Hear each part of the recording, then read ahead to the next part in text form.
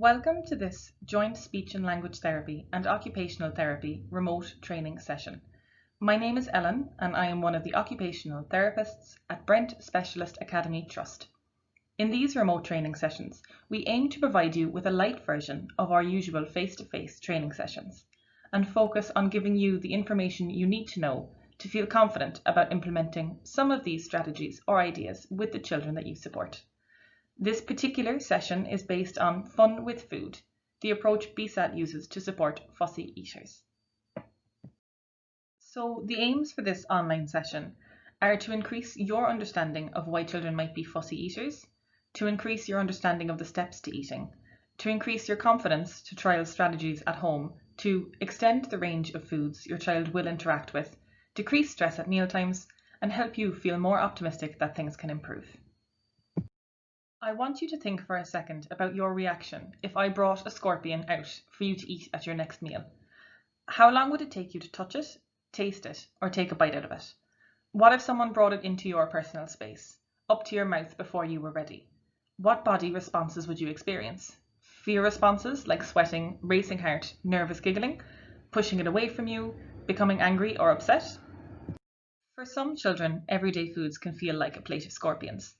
The texture, smell, or appearance can be stressful, and children can have a fight or flight reaction. This can create fear, frustration, and anger around eating and drinking, and these emotions can then become associated with mealtimes. When looking at some mealtime difficulties we see typically with our students, the following are patterns that tend to be present. Difficulty in imitation skills mean a child is less likely to imitate eating behaviours of others around the table. Rigidity and being less likely to tolerate exposure to new foods, or difficulty with changes in routine around mealtimes. A desire for sameness, so may only want to have the same foods, or have concerns about contamination when different foods touch.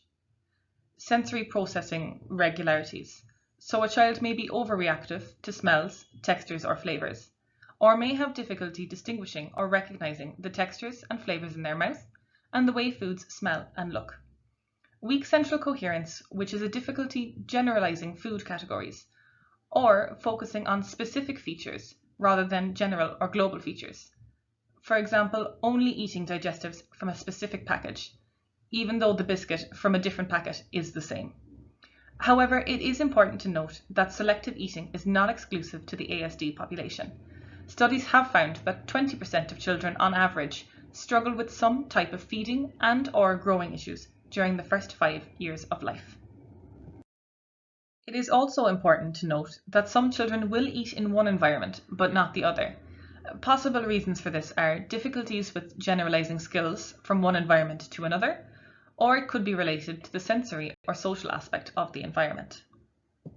So some information on dysphagia as opposed to restricted eating. Dysphagia is the term used for swallowing difficulties and safety of the swallow. The symptoms are varied, and children may present with one or several. These include food spillages from the mouth and lips, drooling, a dry mouth, poor oral hygiene, poor chewing ability, food sticking in the throat, coughing and choking, regurgitation of undigested food and drink coming up from the esophagus or the pharynx, nasal regurgitation, which is food and drink coming back out of the nose, a wet-sounding voice, weight loss, which is otherwise unexplained, recurrent chest infections, and if your child is presenting with any of these symptoms, please refer to your speech and language therapist. So now to look at some mealtime myths.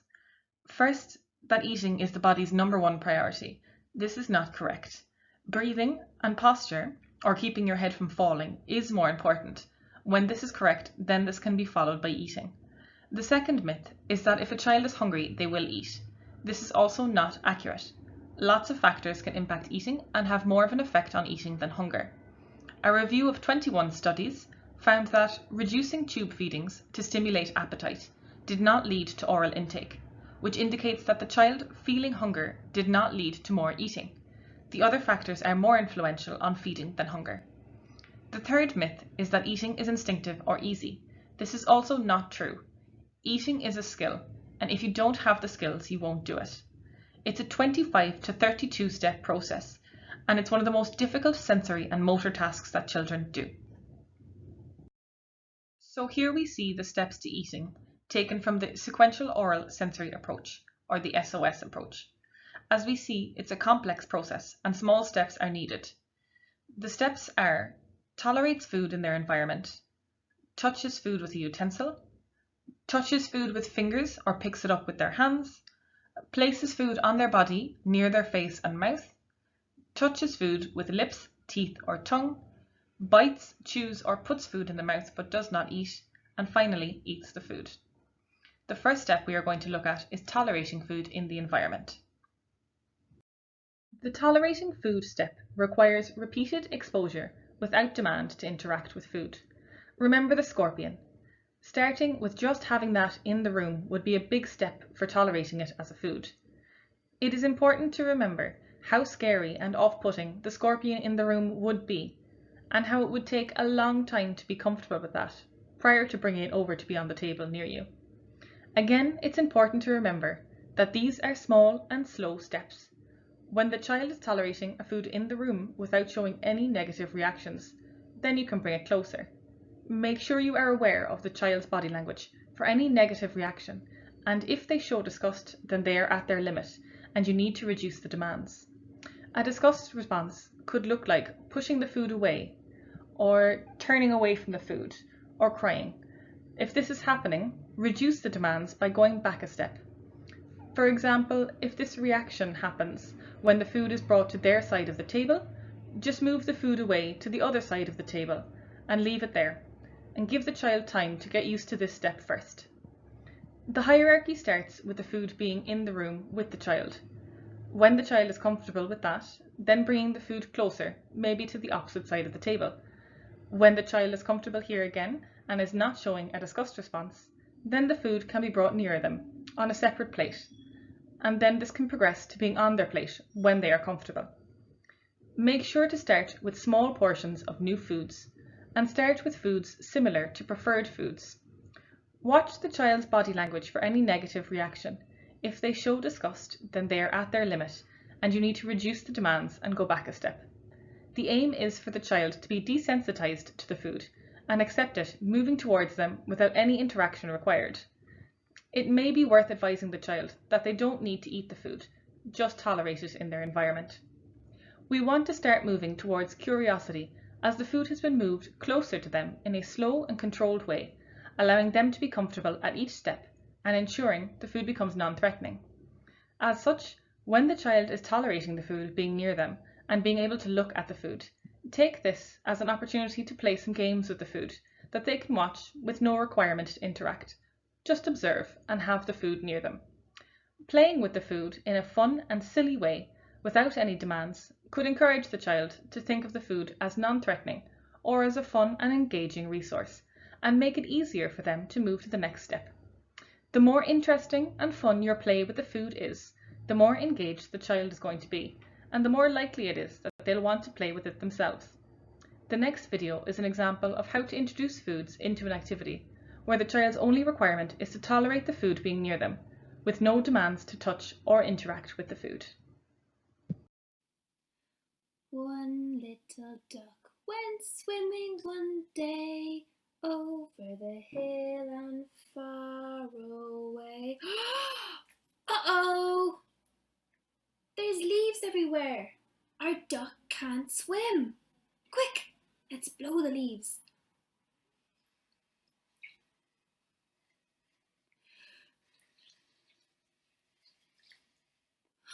That didn't work. Let's try scooping the leaves. Scoop. And scoop. Let's try using our fingers. Step 2 is touching food with a utensil. This step involves getting more feedback on the texture of food. Step 2 involves using any sort of tool to touch food, to get a better idea of what it feels like. The tool can be any utensil or a preferred food. In class, we have used spoons and forks, but also breadsticks and diggers and shovels. Ensure that you are modelling touching the food in a playful way to make it fun and non-threatening. The more fun it seems, the more likely a child is to touch the food with the tool. Here are some examples done in school: making pictures with the food, using a variety of different toys or tools to move the food, or using it as a foundation for small world play, in this case a farm. Thirsty pig wants a drink. Uh-oh, but there's lots of things in his way. Let's help the pig. Ooh, slimy, slippery, slimy, slippery. Crunch! Slimy, slippery, slimy, slippery. He did it.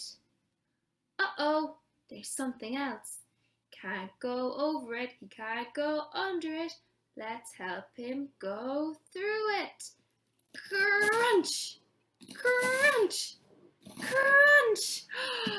He did it! Uh-oh, there's something else.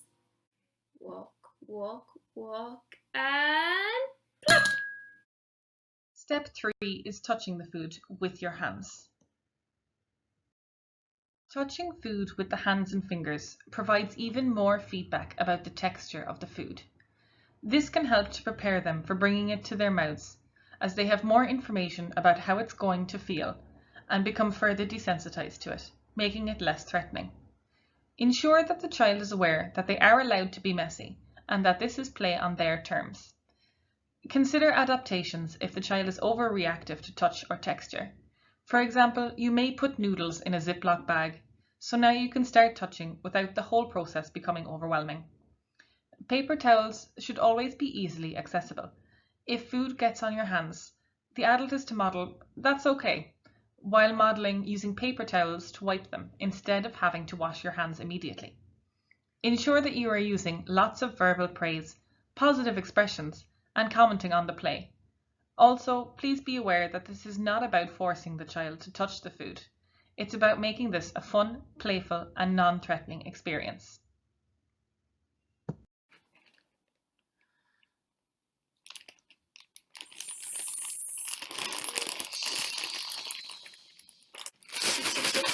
Shake.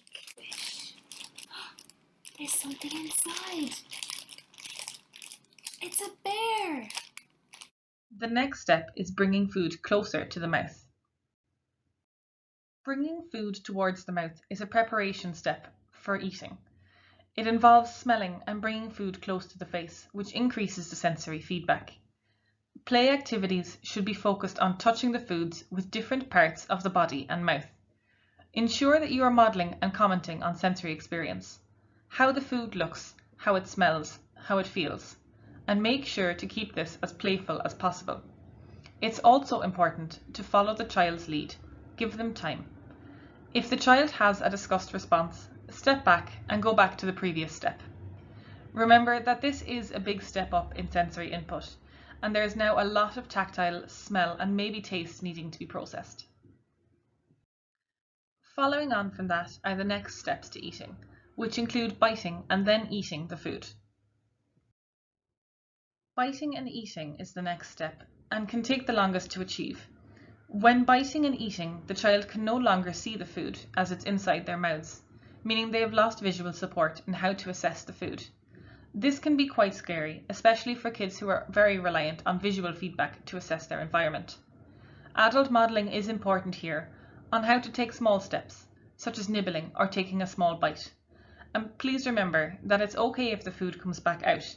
This step is more about being used to biting and having the food in your mouth than about fully eating the food. And be sure to praise all attempts. And now to look at another mealtime myth, that it's not okay to play with food. This is also not true. Exploring food is part of the process of learning to eat food, and children explore best through play. If food is a fun experience, it becomes less threatening. Take a moment to pause this video and think about where your child is on a variety of different foods. Reflect on which steps they have achieved and which steps might be next for different foods. This is an example of a food profile of one of our team members.